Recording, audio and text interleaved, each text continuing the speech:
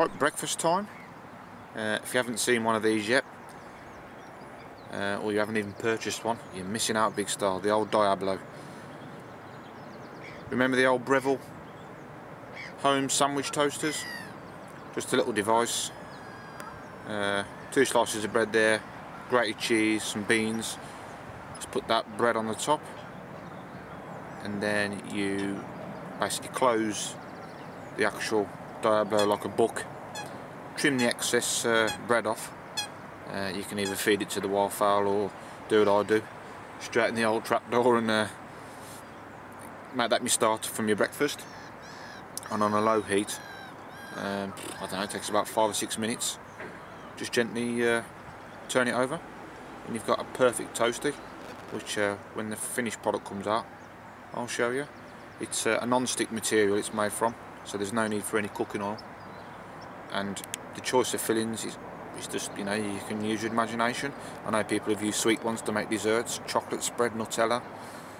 My personal favourite is the old traditional cheese and beans. So let's get it on the stove, and I'll show you the finished product when it's done. There you go, you just close it, so your 2 slices are welded together with your filling.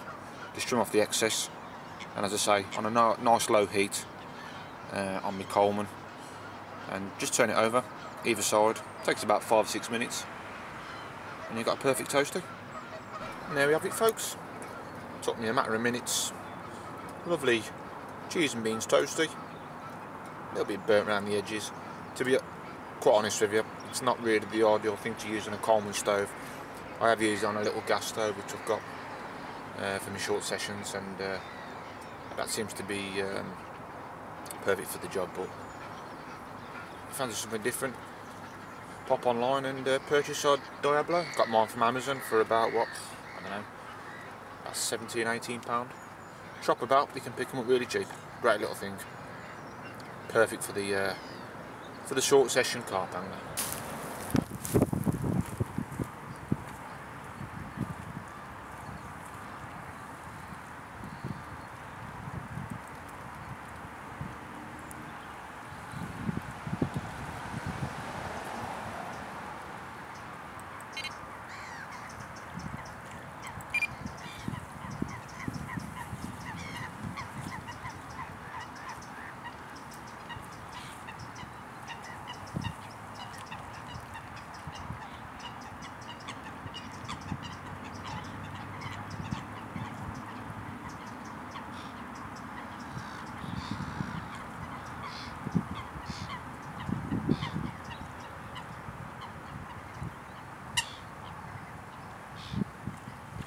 Right, it's just approaching 12:25. Just going to run through now what's just happened. First of all, I'm absolutely gutted. Around about 10 to 5 to 12.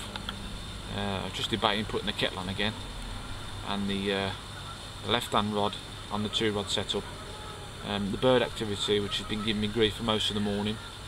The bobbin was just really sharply rising, but between 10 to and 5 to 12, the bobbin slowly rose to the butt and the tip went over, so I've latched into it, and there was resistance, but within literally seconds, bang, the line's cut.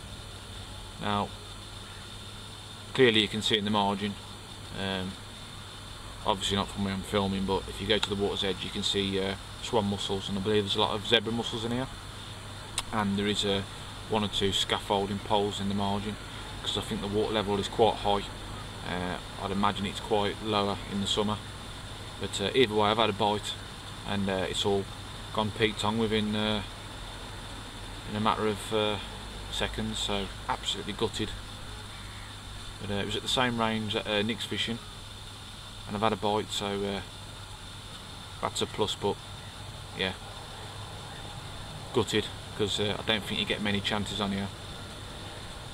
So fingers crossed another one comes my way and I can put things right from now and until the time that I part tomorrow. But that's carp fishing, as I say. There's a few packing up, which will ease the pressure unless fresh anglers come on before the gates close this evening. But yeah, gutted, but just got a soldier on. put that kettle on now. 1-0 to the Carp.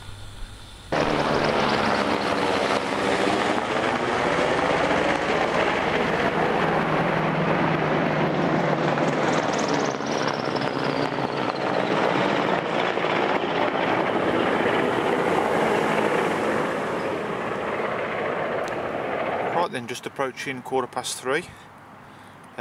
Another update and another absolutely, well, I don't know what's going on. Really spotted the rods, and the one on its own, literally, what, about half an hour ago, had a little occurrence on it. The bobbin lifted up and dropped. Once again, looked out to see if there's any wildlife activity.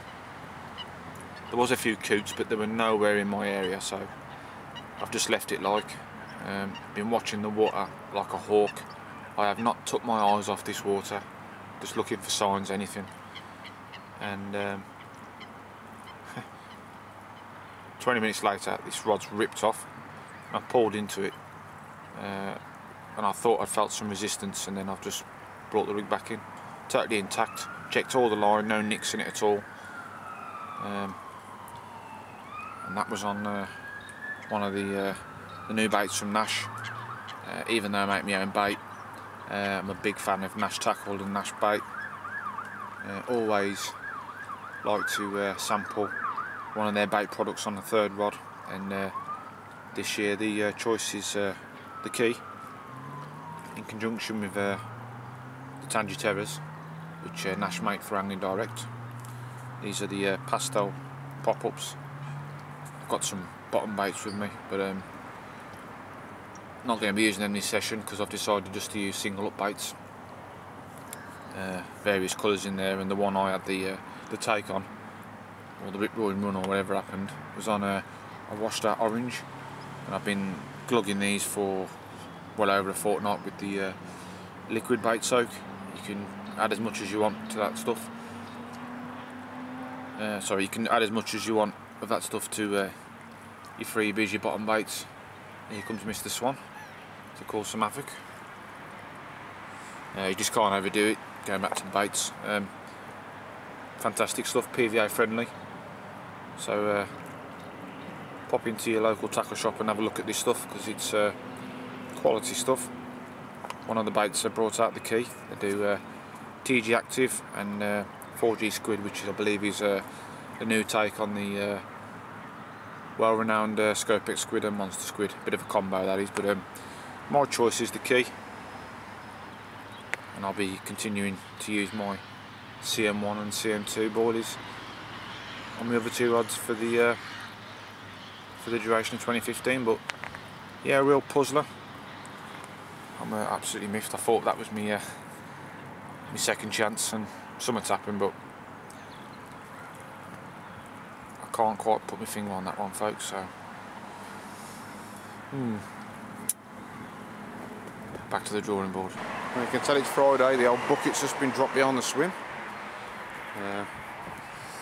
Are you going, or are you staying this evening, mate? Was the cry. If I could stay, I would, but fortunately I've got to pull off. It seems a nice bunch of lads, though. And they are just walking down the path. No doubt David gone and spoke to Nick.